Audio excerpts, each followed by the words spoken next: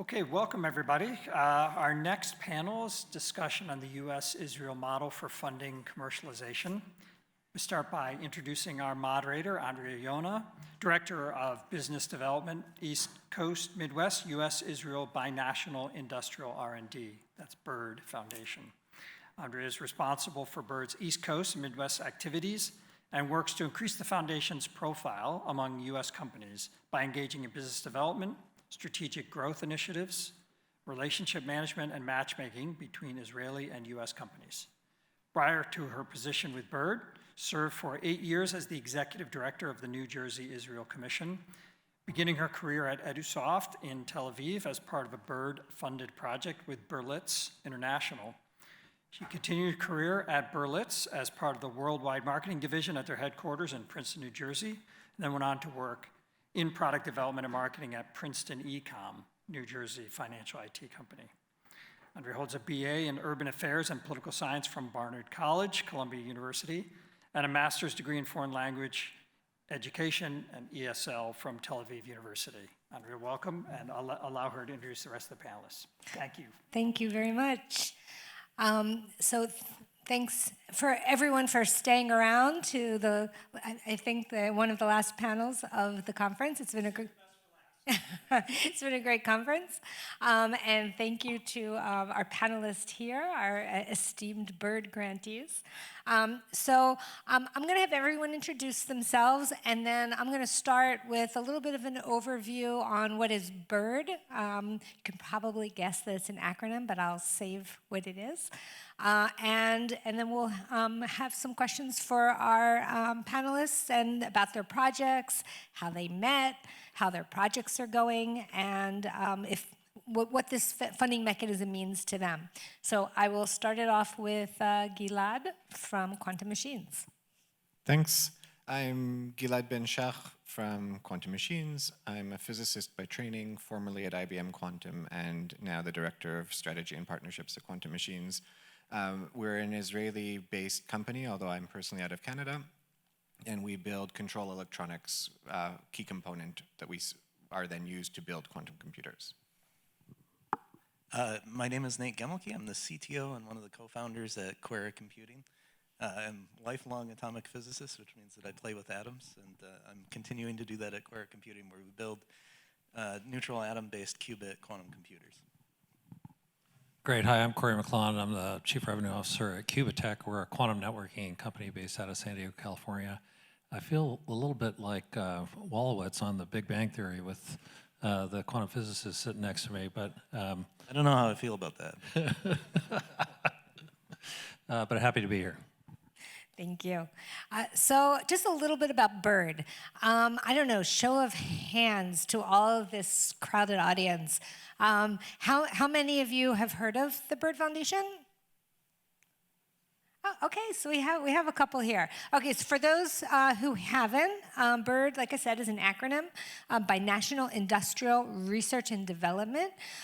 It's actually a government binational program that between the United States and Israel, funded by both governments to promote the joint development and commercialization of innovative technologies by funding projects between U.S. and Israeli companies.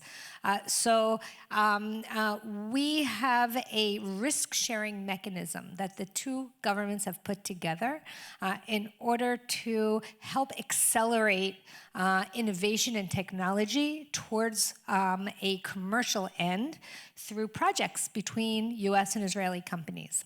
How does it work? It's a funding mechanism. It's what's called a conditional grant. There are two aspects to this risk sharing. One is that it requires cost share. So we can provide up to 50% of the combined project budget between two companies, a U.S. and an Israeli company, and to a maximum from our side, the government side, of $1.5 million. That would mean we could provide up to 50% towards a project of $3 million. It could be a budget of more than $3 million, but 1.5 is the maximum that our program can provide, and it's divided between the two companies relative to their work share percentage. So each company is being matched for the development that they are doing as part of the project. These are typically 18-month to 2-year projects in duration, and they typically have about a $2 million joint project budget. The other part of the mechanism is that it's a conditional grant. Why conditional? If the project succeeds, there is actually a repayment mechanism that the companies repay the Bird Foundation through royalties on the revenue specific to the project that we funded. And that goes back to Bird and allows us to fund additional projects above and beyond what our yearly budget allows. If the project is not successful for whatever reason, there's no repayment at all. Whatever we put forth is a grant, and in either case, it's non-dilutive funding. We're not taking any equity or IP on the projects that we fund. We have several cycles a year. We have 2 general cycles, and we fund all industry sectors, with the exception only of military-specific applications, which we don't fund. So we have 2 general cycles that are sector agnostic. The projects here represent projects we funded focusing on quantum technology. We also have 2 cycles focusing on energy-related climate technologies that is funded by the DOE and the Israeli Ministry of Energy. Another one in cybersecurity, funded by DHS and the Israeli Cyber Directorate, and one for Homeland Security, also DHS and the relevant Israeli ministry. So different cycles, but they all work primarily the same way. In our energy and security programs, we allow a university to partner with a company, but in our general cycle, it needs to be 2 companies. So with that said, and if we have time and you have questions, I can explain more about the process, but more important and more interesting are the companies that we have here. So I am going to start with the quantum machines and QuEra project. Gilad, can you tell us a little bit about your Bird project, its relevance to the quantum industry, and emphasize for each of you to emphasize your company's role in the project? And this is a relatively new project, just approved a couple months ago. Sure. So we, as a company, build control electronics for quantum computers, built originally with a focus on superconducting and quantum dot technologies, but broadly applicable to effectively any kind of quantum computer you might be building.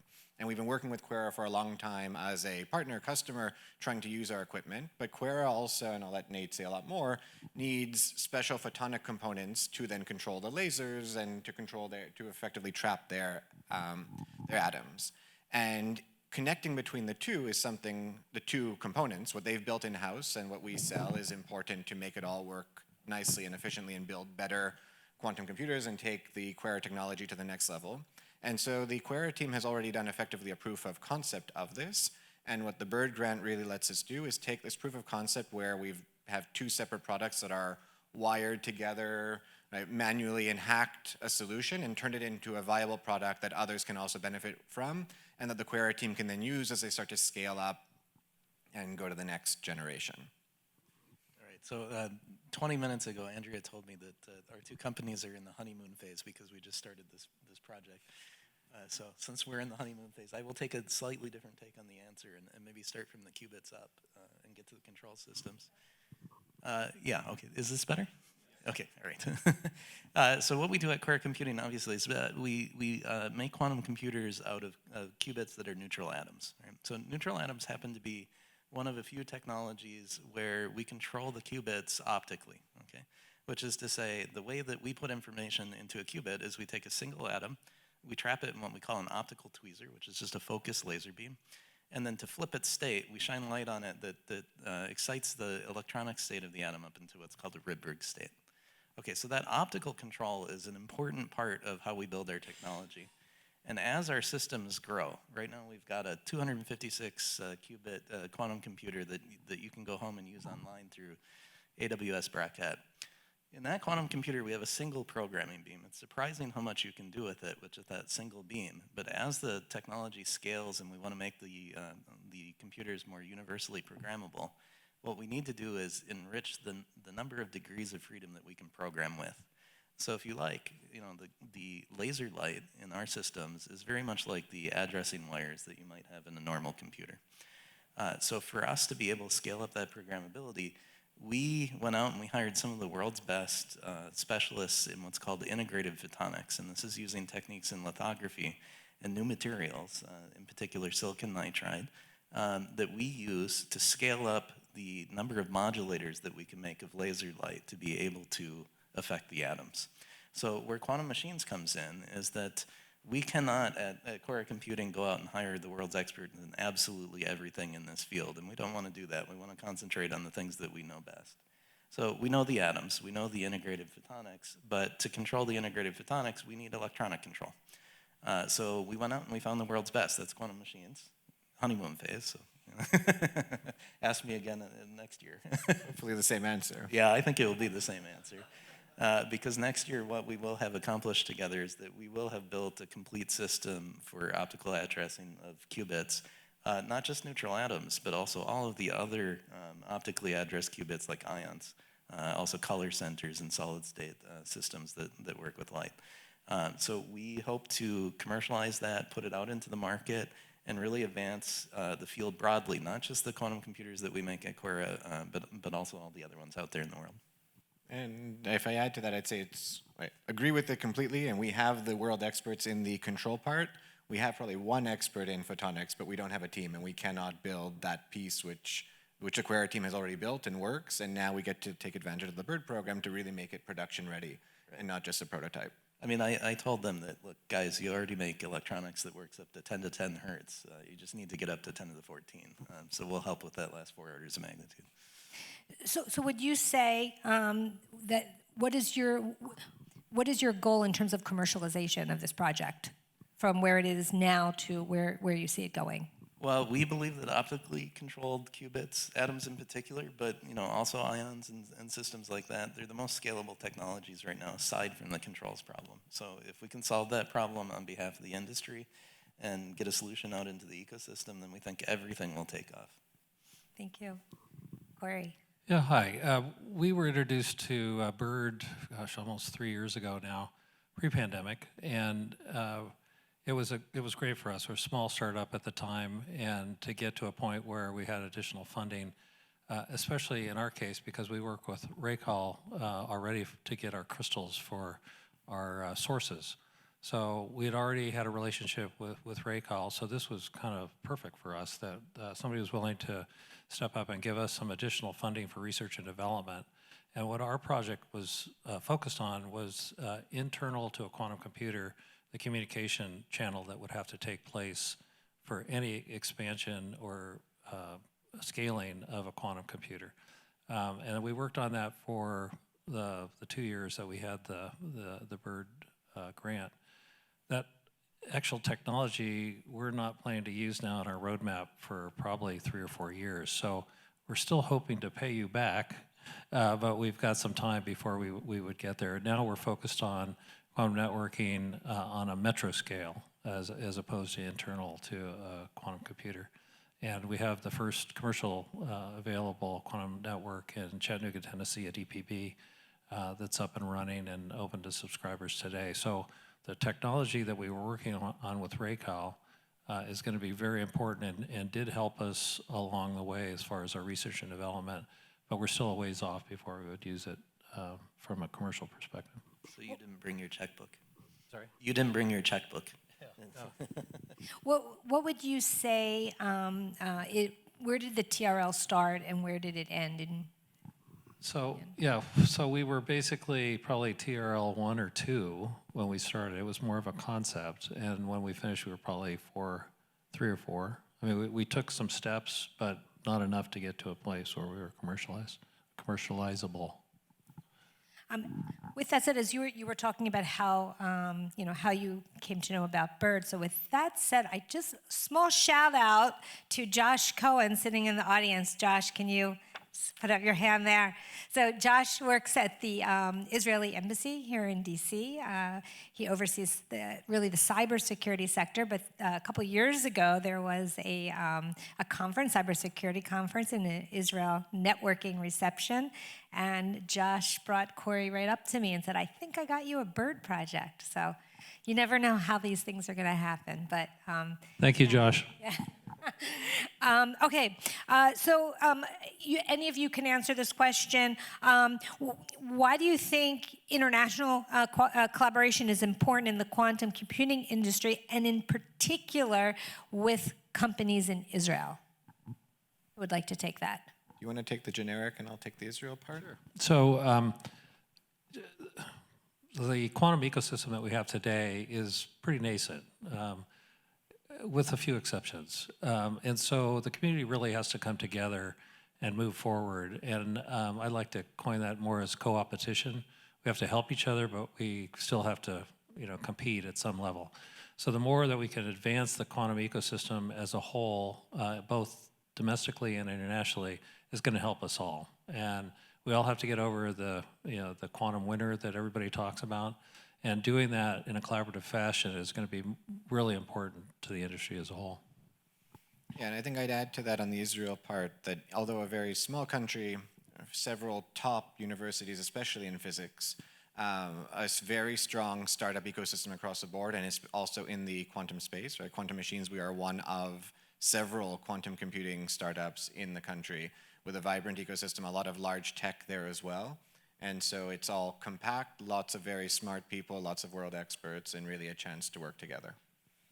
Yeah, and I would just add to that, Israel's a very small country, so external collaborations are critical to the economy, and they see the global market as really being their market as opposed to Israel itself. But with that said, I know you're doing something very interesting in terms of Israel's first quantum computer. Do you want to touch on that?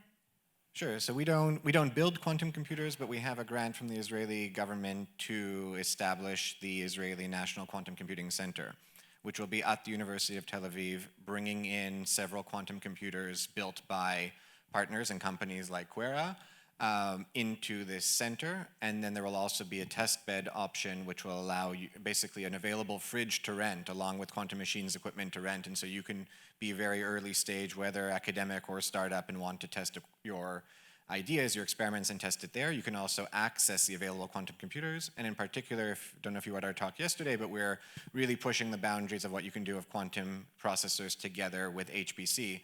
And there will be HPC resources available on site as we start to demonstrate how you require a lot of classical support to really get the most out of a quantum computer, and these two work hand in hand as accelerators.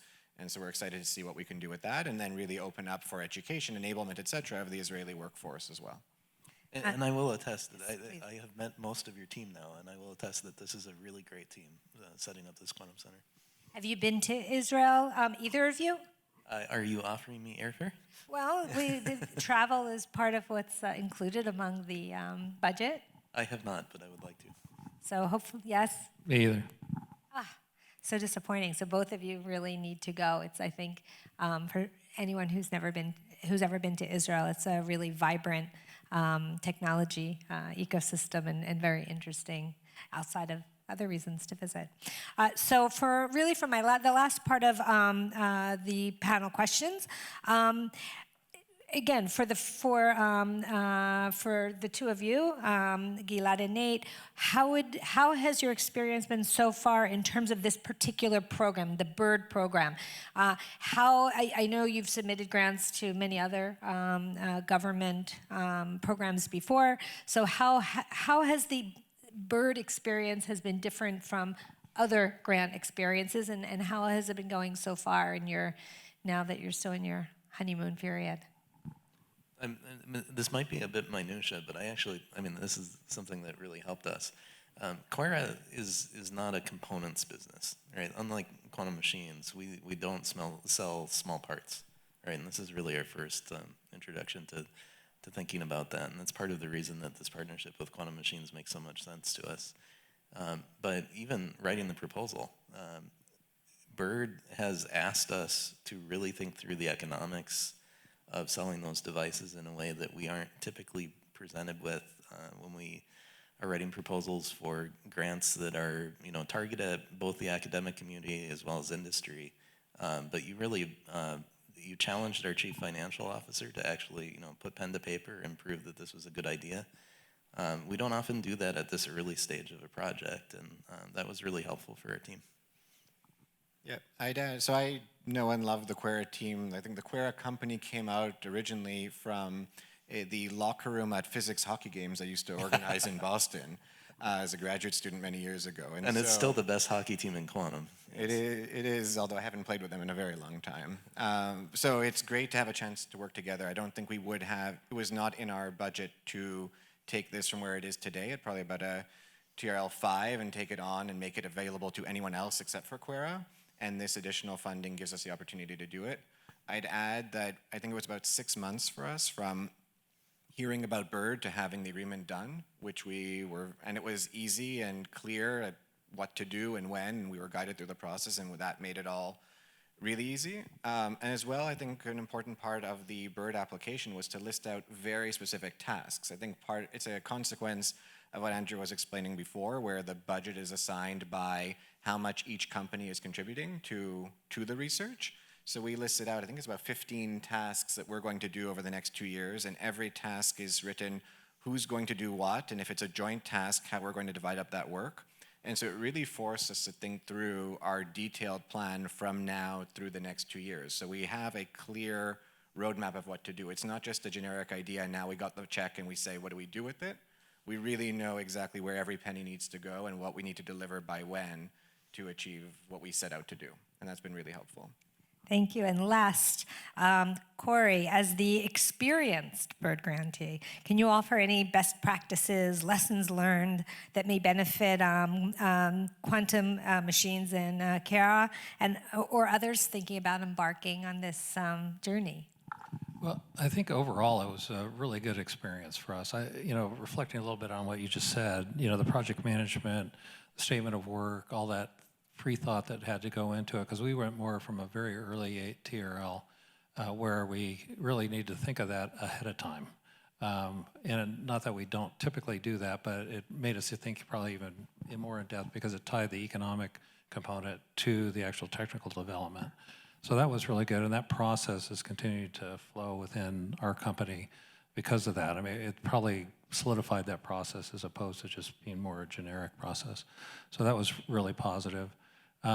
Working with somebody that we'd already started working with breakout crystals, that kind of brought up the relationship too, because it was more of a vendor relationship before, and then it became more of a, hey, we really need to figure all this stuff out from a research and development perspective.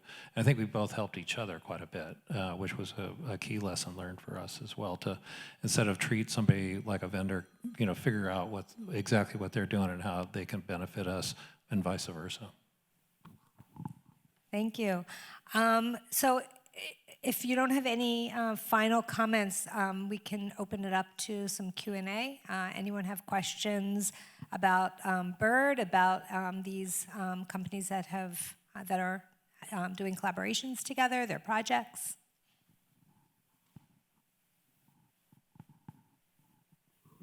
Anyone here from Israel? Oh, here we go.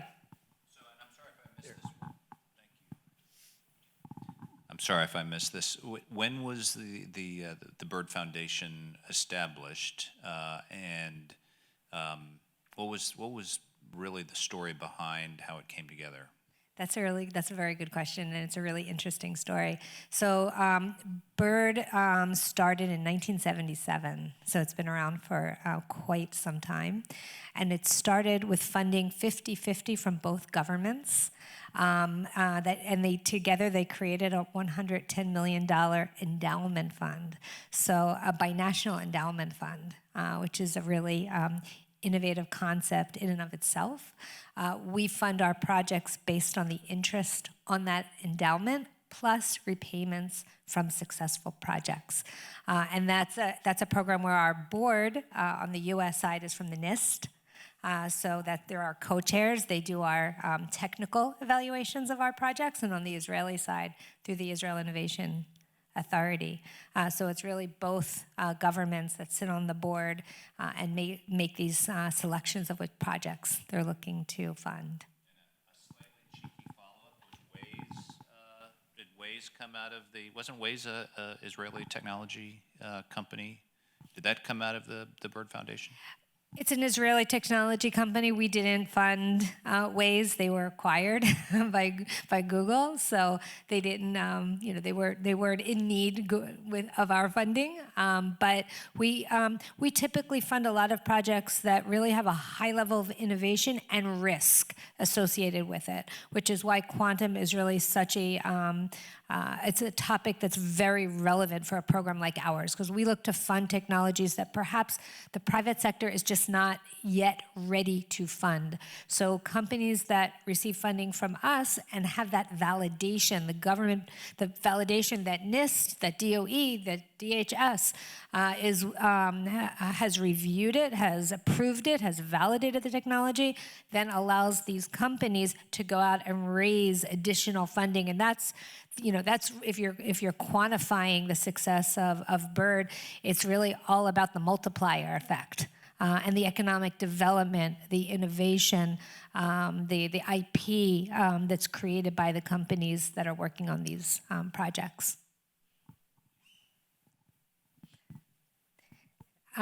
Anything else before we? Yeah.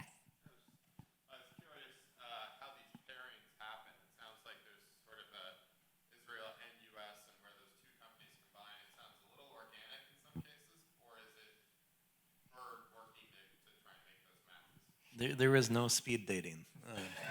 Sometimes. Quantum computing is a pretty small industry, and for us it was a natural pairing. Nate, you said we're in our honeymoon phase, but we've been dating for years, right? So we found out about the Bird Foundation, which then enabled us to do this project that I think we both wanted to do for a long time. And with us, it was they were already a supplier for us, for the crystals for our sources. So it was just a natural fit when we found Bird and just really kind of lucked into it.